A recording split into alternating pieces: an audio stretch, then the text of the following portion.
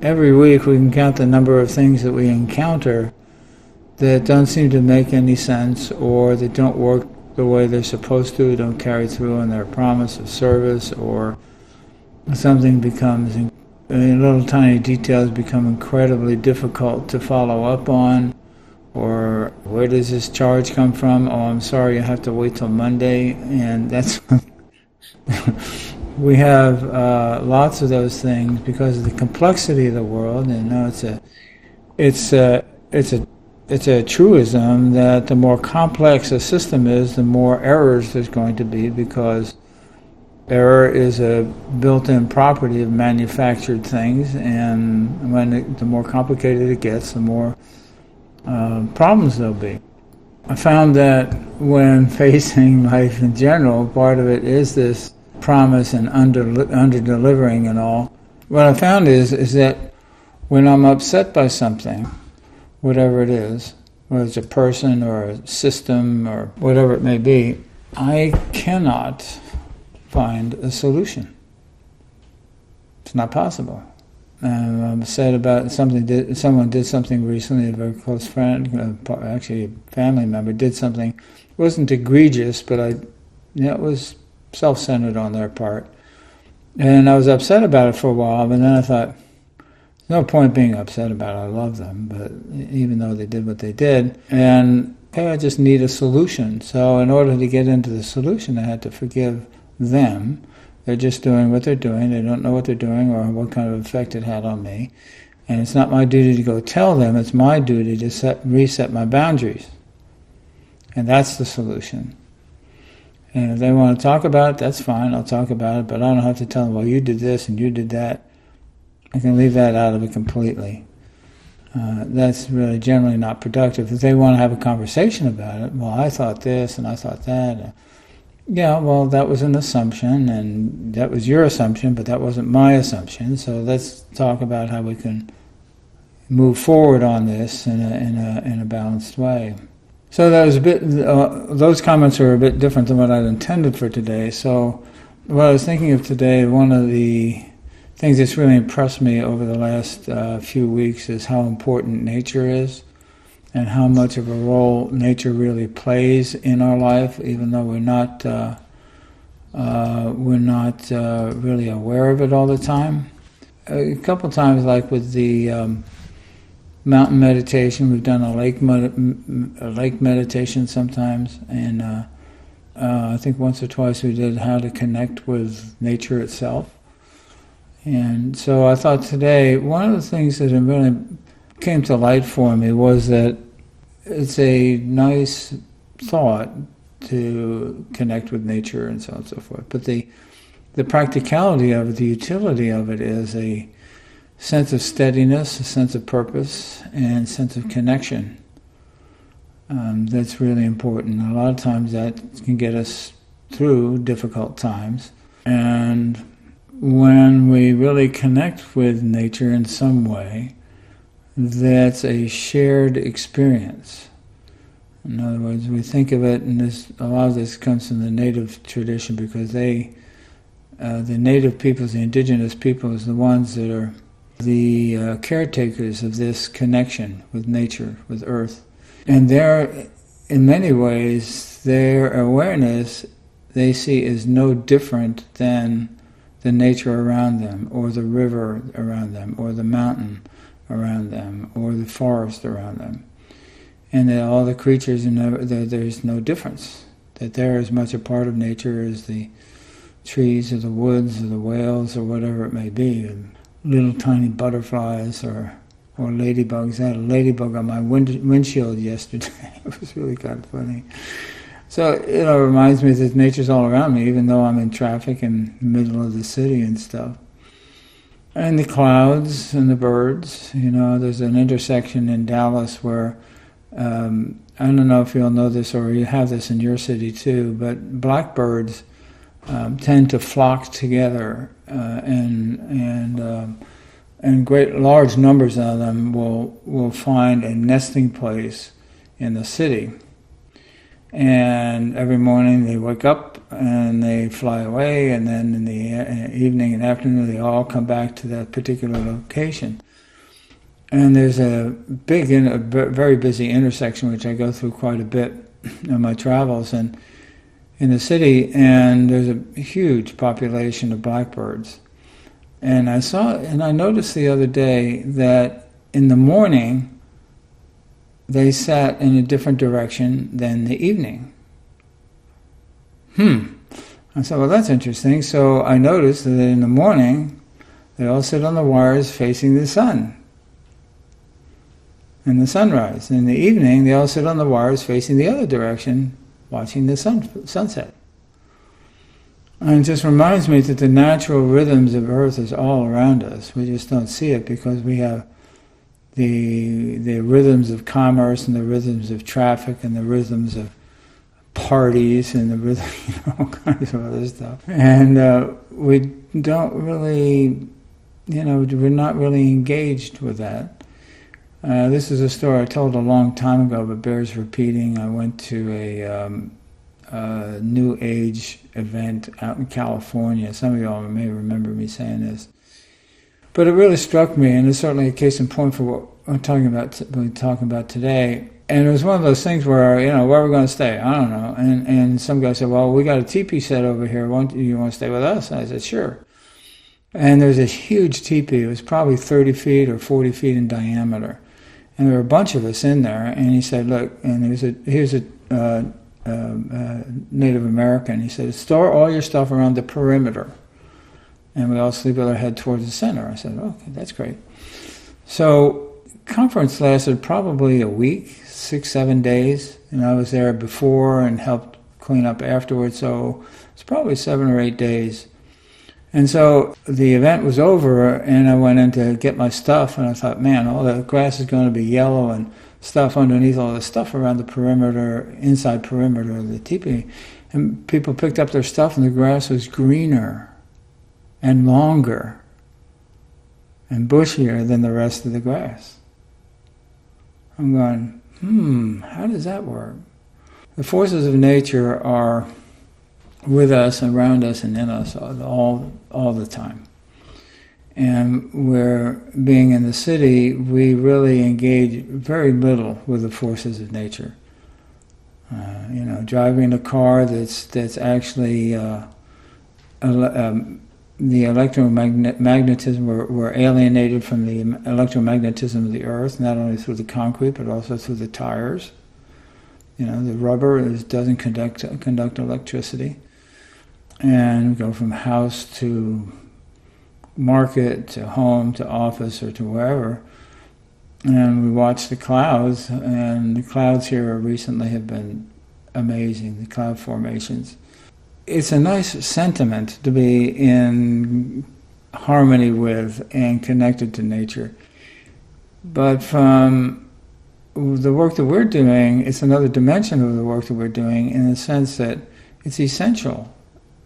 It's just when we become alienated from ourselves, we become alienated from nature.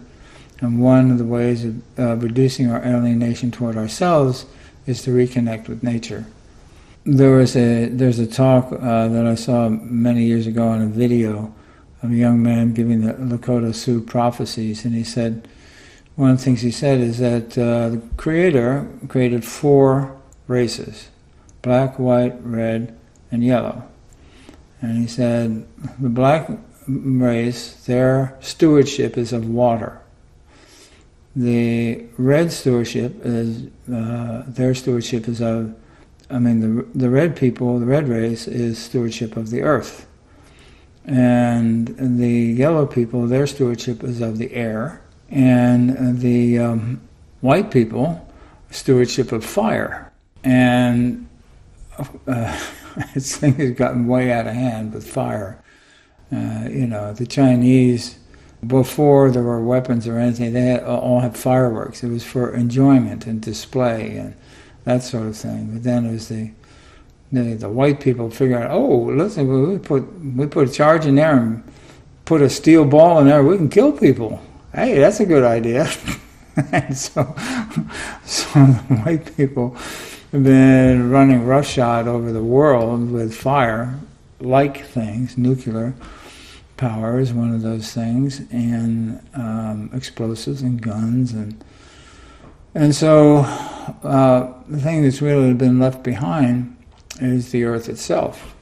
And Native people have a lot to teach us. I mean, listening to some of the new in the news, looking up news relative to indigenous populations, they all say the same thing. You know, us and the salmon are the same, or us and that river were the same, and us and that forest were the same, and you know, at first I found that sort of, yeah, that's a great idea. I mean, but they really mean it. I mean, for them, in terms of their self-identity, that's part of their self-identity. That's part of who they are.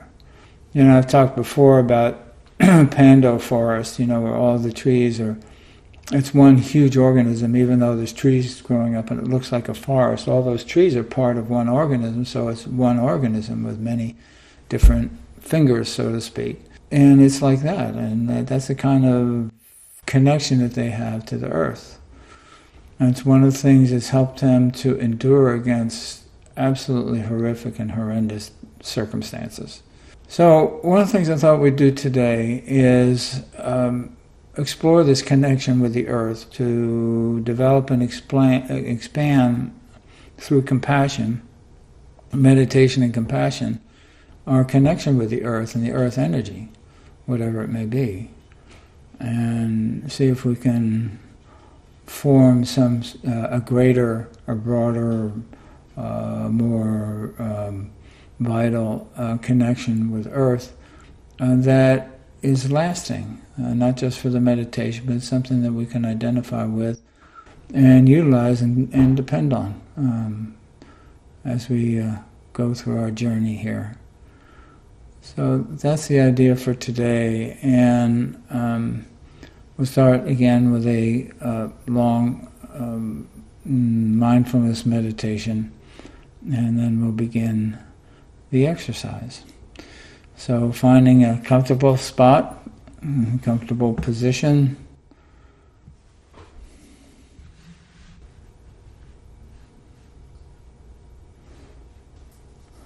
and we'll begin.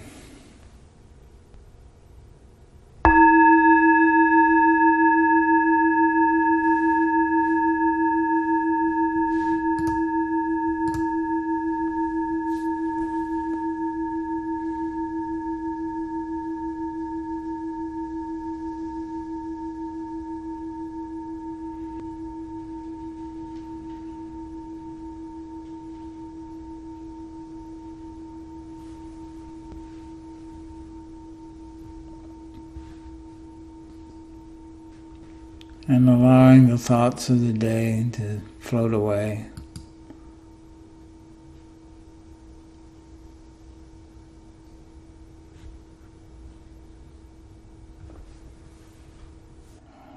And settling into the chair, the bed, the floor, wherever we're sitting.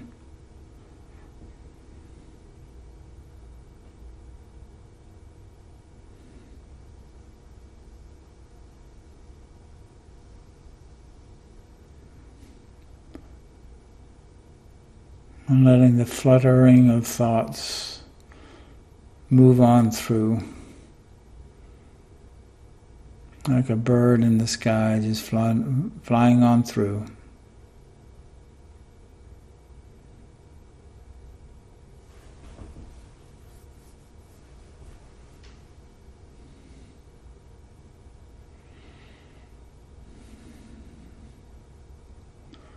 And with each breath, settling in a little more each time to this present moment.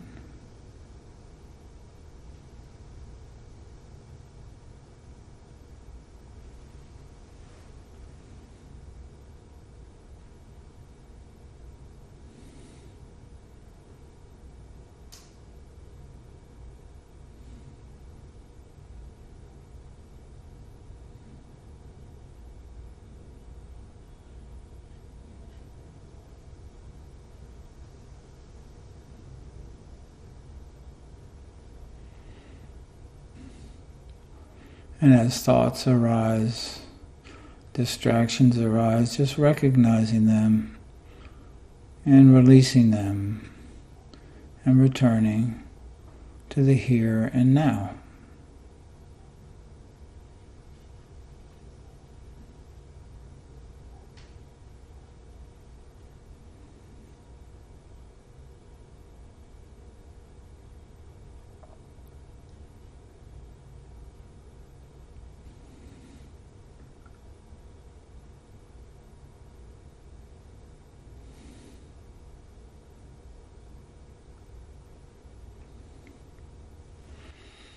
And as we practice, noticing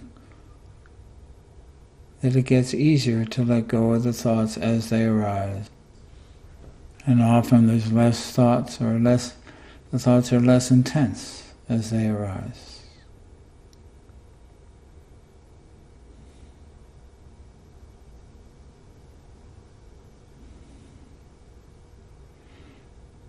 This is where we forego all the world-weary obligations,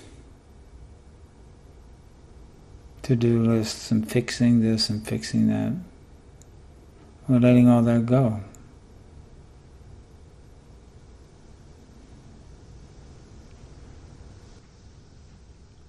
For the moment, just being is enough.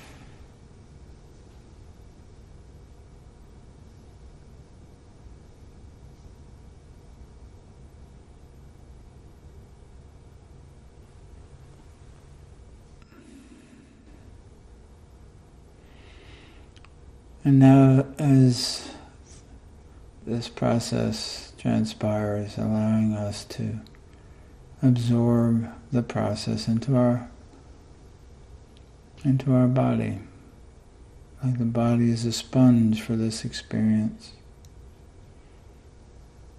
What it feels like to simply be here, now.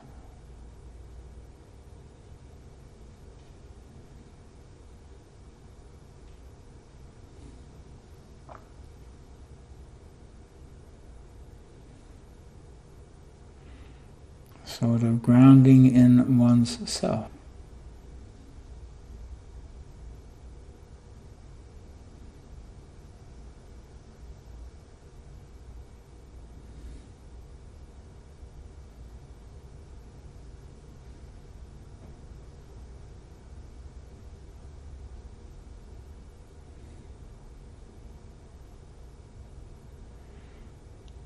This body being our little house on the prairie, so to speak.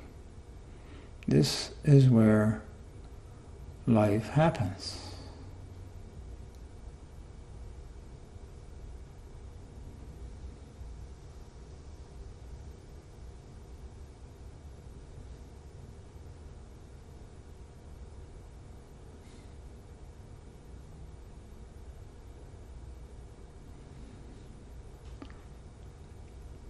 And noticing when we do this, oftentimes our breath settles down and our body defenses relax.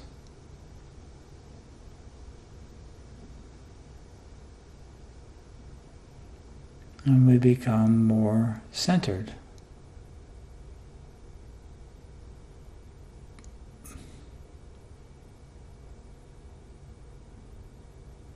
Even though some thoughts persist, they don't have the grabbing power that they did a moment ago.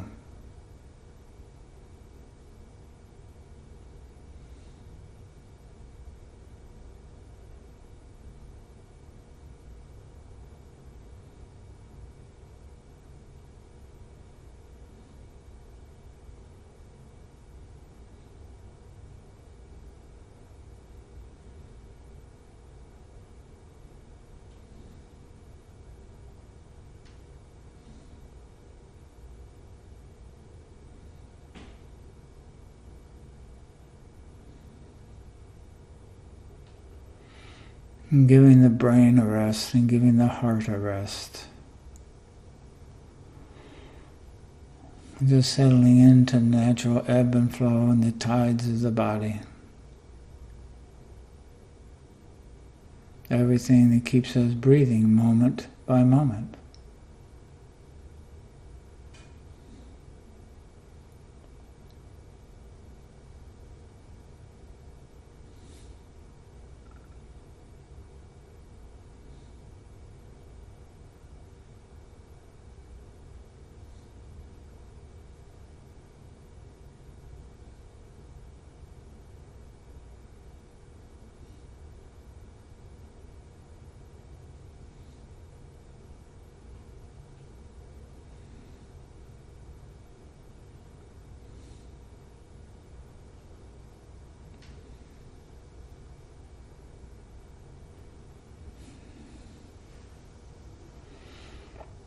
Allowing us to sink in even further into this experience of just being.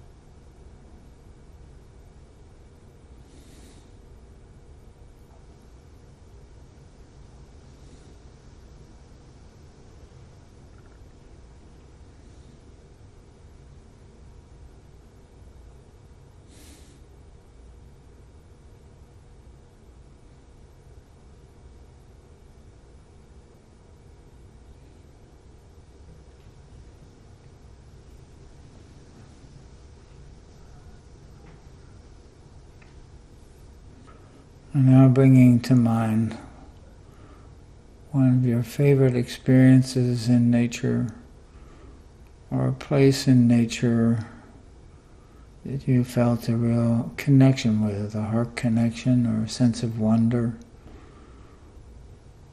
Whether it's the night sky or a tree in your neighborhood or the ocean, but bringing to mind a place that you felt especially congruent with in nature.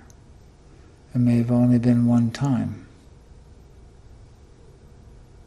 It's something that presents itself as a moment of connection with nature.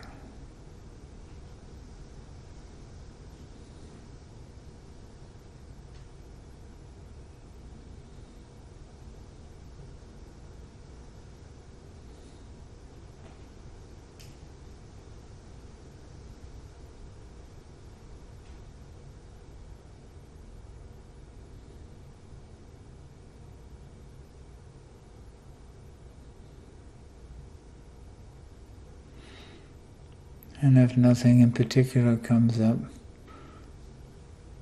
seeing what you might most identify with, or the aspects of nature that you find most curious and inviting.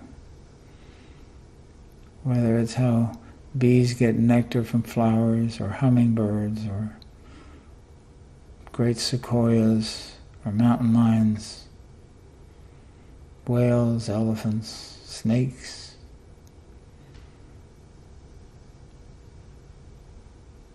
Whatever seems most curious and inviting and wondrous.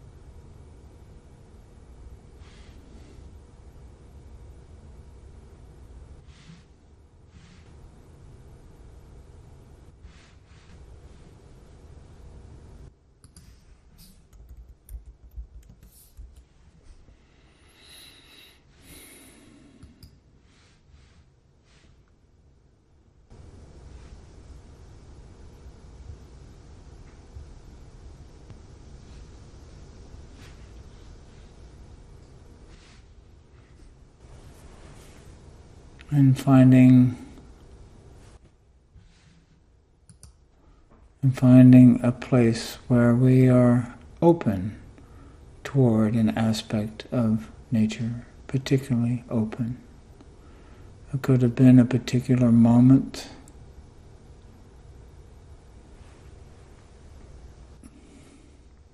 or it could be an idealized place, or even something you saw in a picture.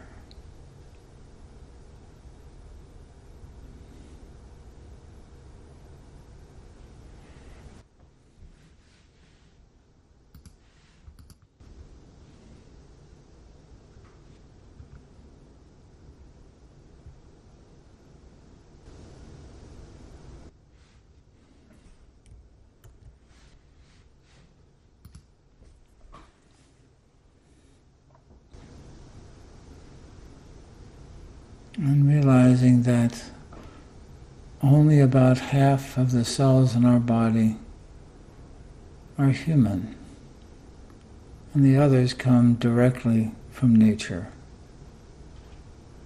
and allow us to function day in and day out as an independent organism, walking about, but wholly reliant upon the systems of nature for sustenance.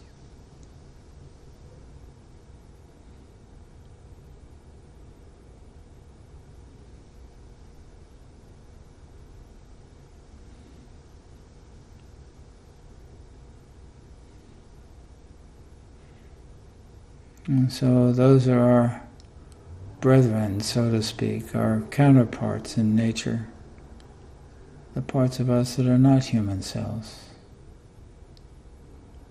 We couldn't survive today if it wasn't for those beings that we carry with us.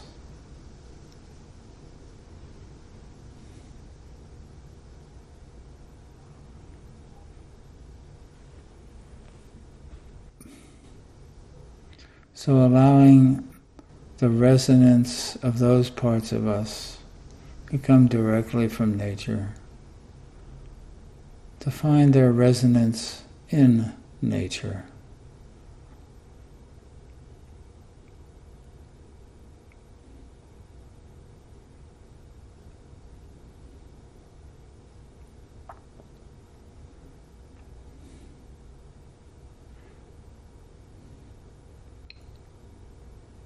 Perhaps in the forest or the forest floor, streams or rivers, waterfalls.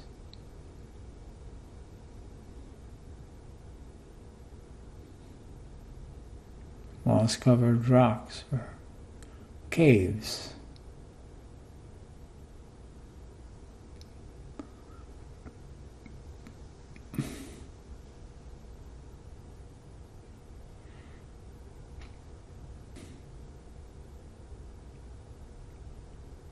And if nothing comes to mind, that's okay. Seeing if you can relate to the earth as a whole.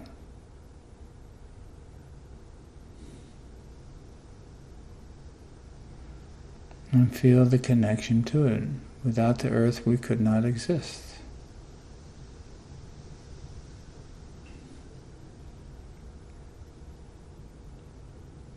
We are as connected to the Mother Earth as a child is in the womb.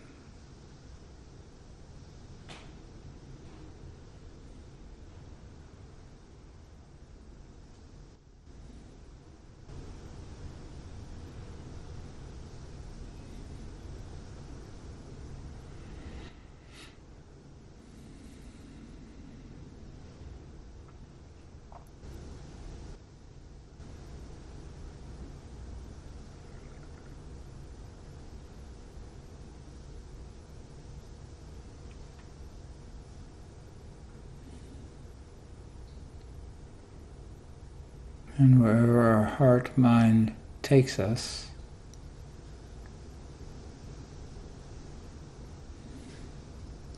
settling into that feeling of connection as best you can. That we are in constant resonance with that place or element.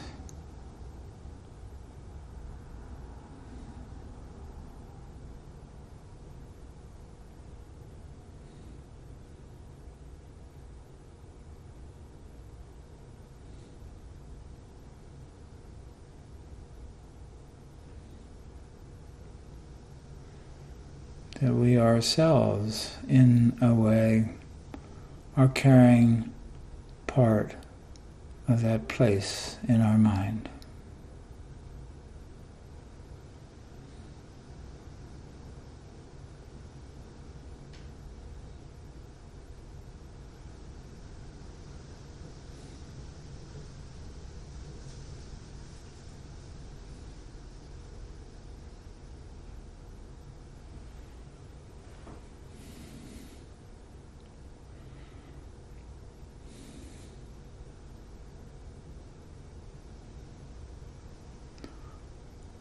Helping us to connect more with the earth and more with ourself at the same time.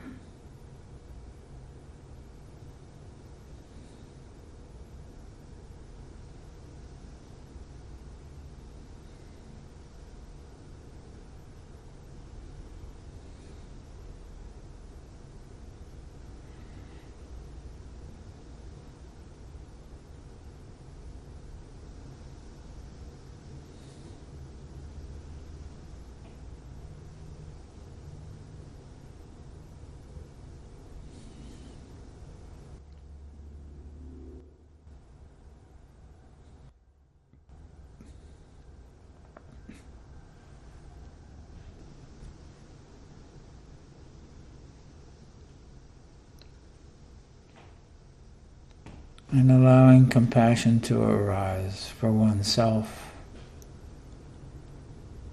And realizing as soon as we do, we're simultaneously bringing the compassion to that part of the earth to which we are connected.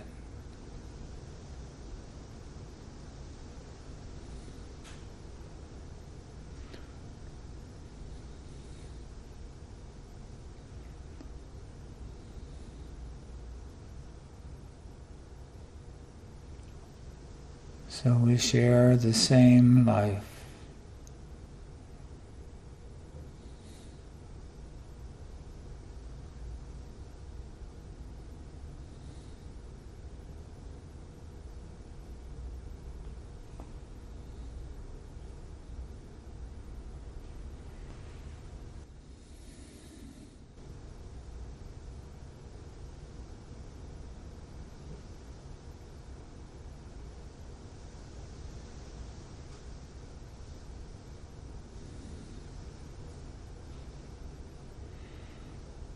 Feeling the resonance between our body and the body of the earth.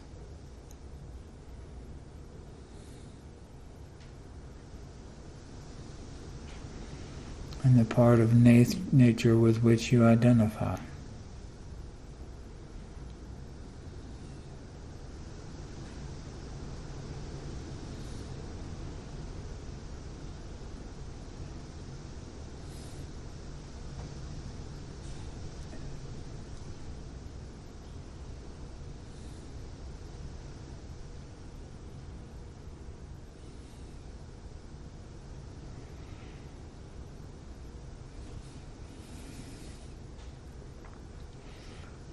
And realizing that this natural resonance has been there all along, though we haven't paid much attention to it. And it may have only been a tenuous connection because of our lack of awareness, but that's okay.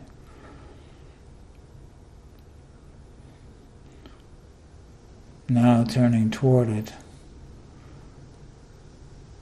strengthening that connection and our awareness of it.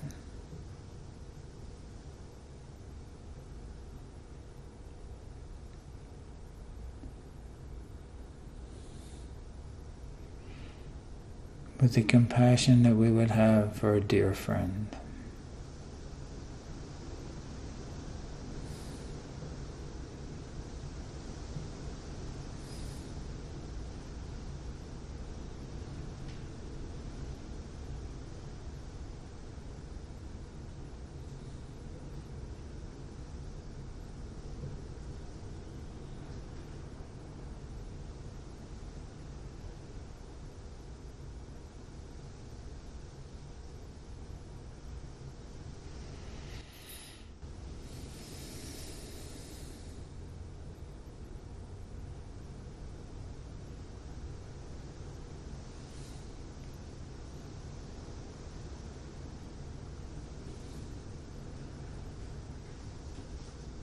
And getting a sense that our whole body is part of nature.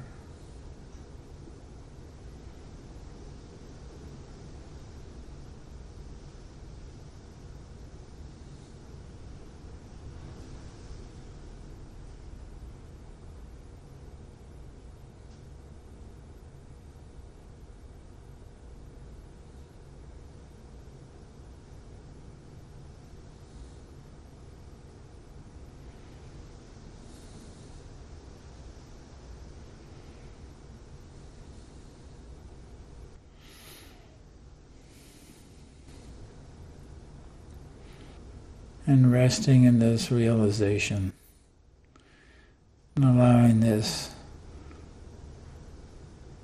to absorb, acknowledging the reality of the natural connection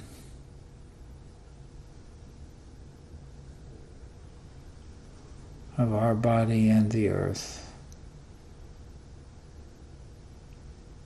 from which we've come.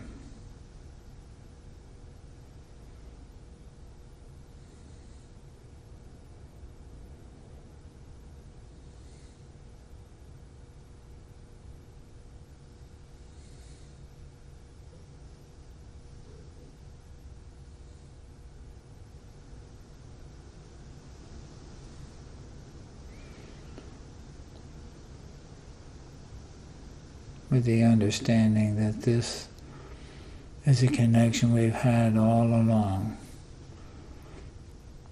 and one which will continue until we pass away.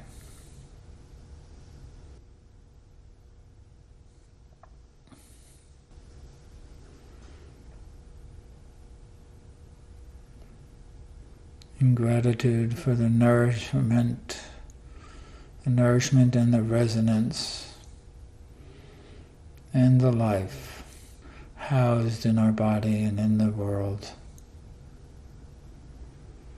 freely given.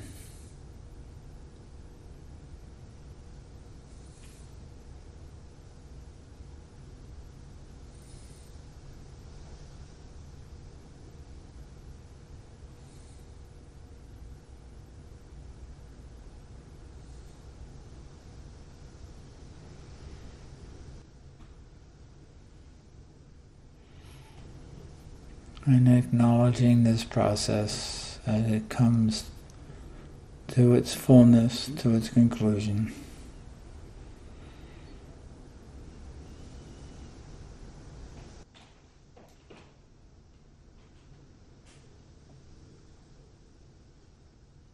Perhaps feeling the changes.